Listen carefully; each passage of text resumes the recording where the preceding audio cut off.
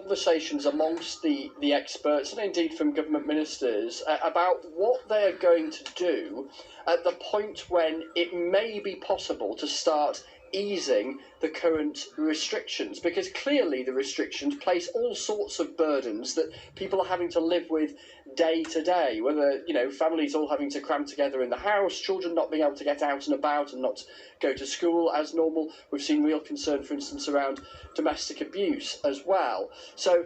the argument being articulated by the professor was one of saying, look, we have to start thinking about how we get out of this. Yes, it was necessary to impose these restrictions in order to flatten the curve, to reduce the number of people catching this virus at any one time because of the potential to exhaust the capacity of the NHS. But there is going to have to be a reckoning at some point about how you go about getting out of this situation. How do you go about easing the restrictions? Now, some have talked, the government talked candidly about this yesterday, Matt Hancock did, about the idea of immunity passports, that if you get to the point where the scientists are confident that if you've had it, then you can't get it, or you can't get it again for a period of time, and crucially, you can't pass it on. Could people in that situation be given some sort of documentation that proved they had that status, and therefore the restrictions on them could be limited? In the more short term, although this could still be many weeks, if not months off, what do you do about unravelling the restrictions, and in what order do you do